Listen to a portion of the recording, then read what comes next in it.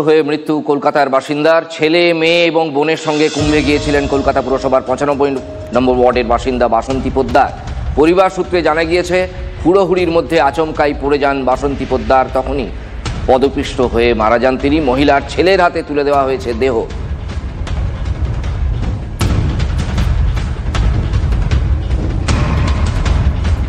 এর পাশাপাশি মহাকুম্ভে পদপিষ্ট হয়ে মৃত্যু হল পশ্চিম মেদিনীপুরের বৃদ্ধার।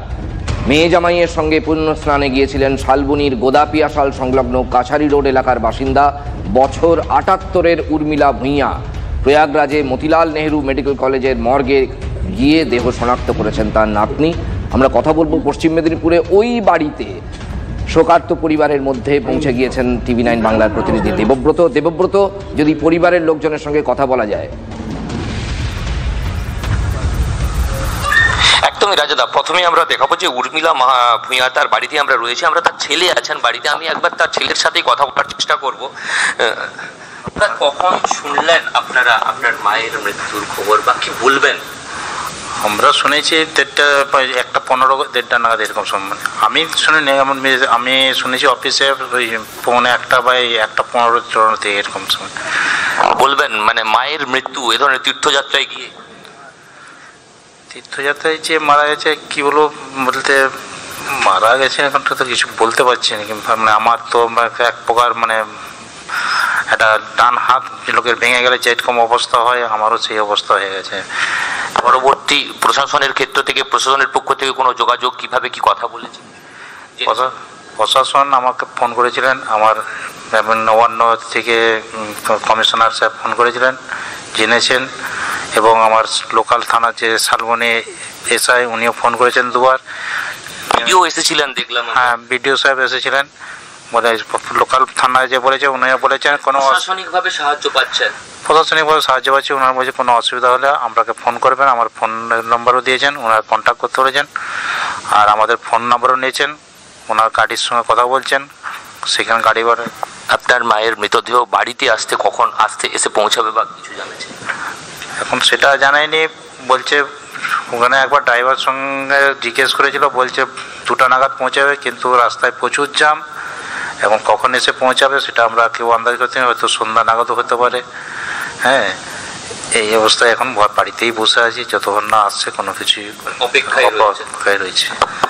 রাজাদা দেখো, মায়ের মৃতদেহ কখন এসে পৌঁছাবে সেই অপেক্ষায় কিন্তু ছেলে এবং তার পরিবার, সমস্ত পরিবারের লোকজন কিন্তু এখানে অপেক্ষায় রয়েছেন। তবে তীর্থযাত্রায় গিয়ে এ ধরনের দুর্ঘটনার কবলে পড়েছে তার ছেলে।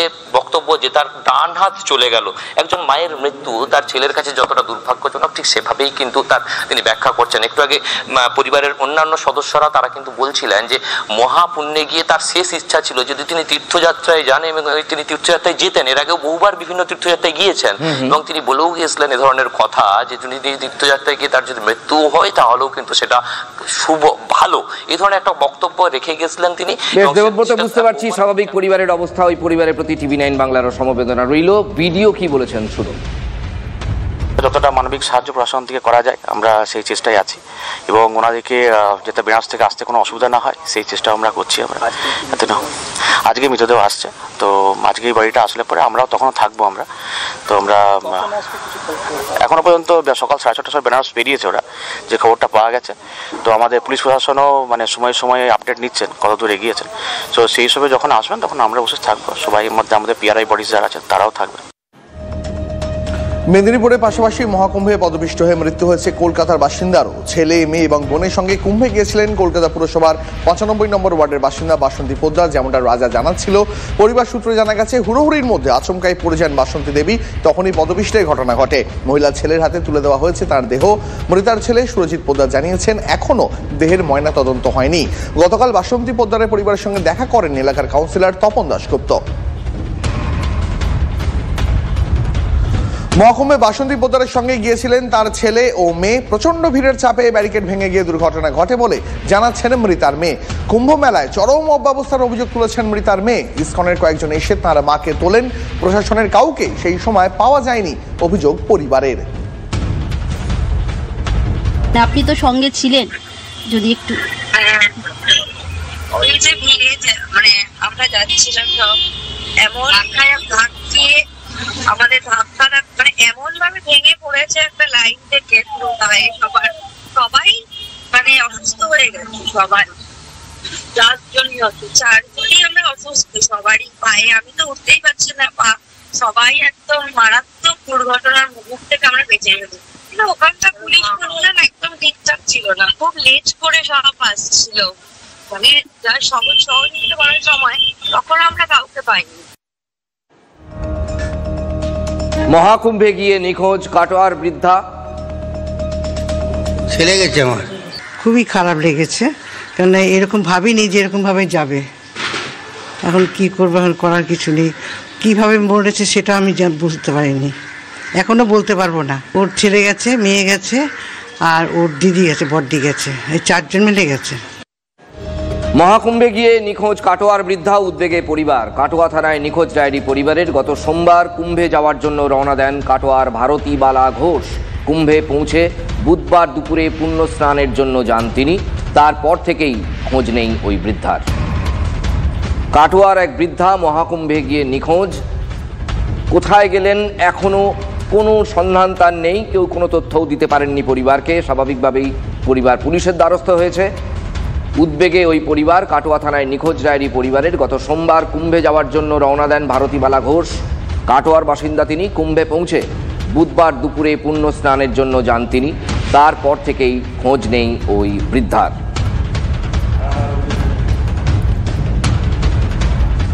আমাদের সঙ্গে রয়েছেন বর্ধমানের প্রতিনিধি কৌশিক দত্ত, পূর্ব বর্ধমানের প্রতিনিধি। কৌশিক, এখন কি কোনো খোঁজ পাওয়া গেল?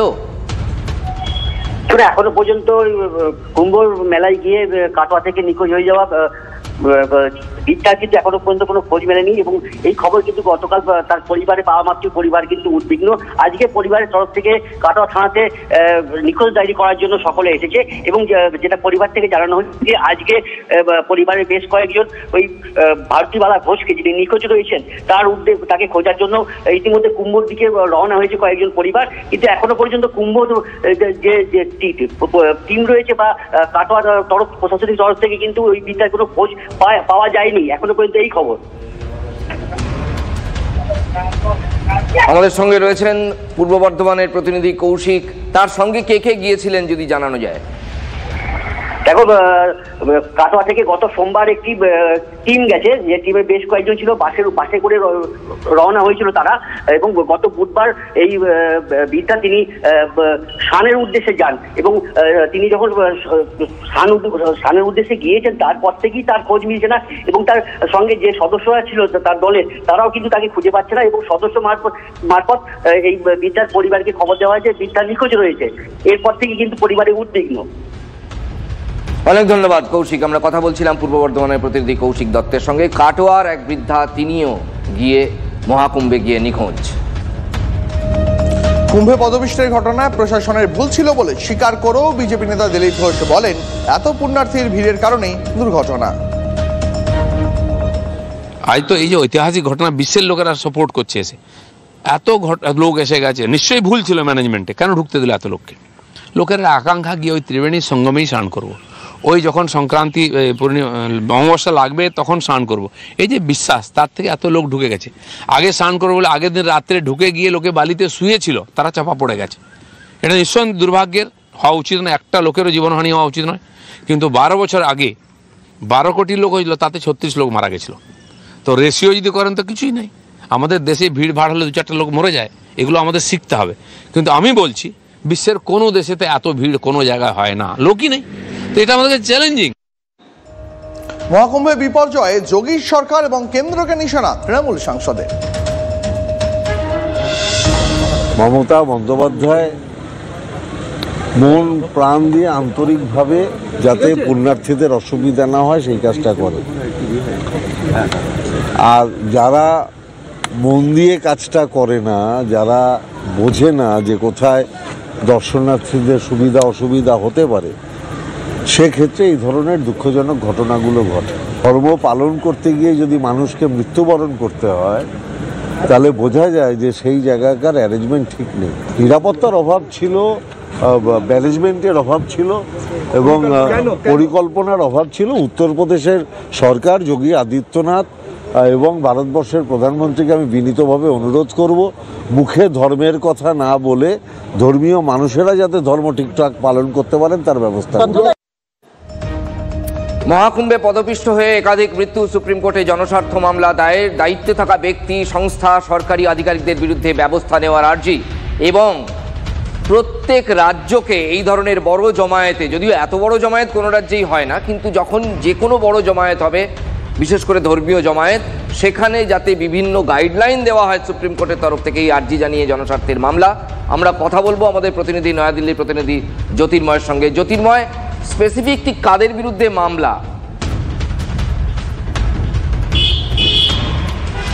দেখো, এই জনস্বার্থ মামলা মূলত উত্তরপ্রদেশ সরকারের সেখানে মোতায়েন থাকা যে পুলিশ আধিকারিকরা ছিলেন, যারা নিরাপত্তার দায়িত্বে ছিলেন এবং ব্যবস্থাপনায় গলদ যাদের কারণে হয়েছে তাদেরকে শাস্তি দিতে হবে, তাদের চিহ্নিত করতে হবে, এই দাবি করেই এই পিআইএল ফাইল করা হয়েছে।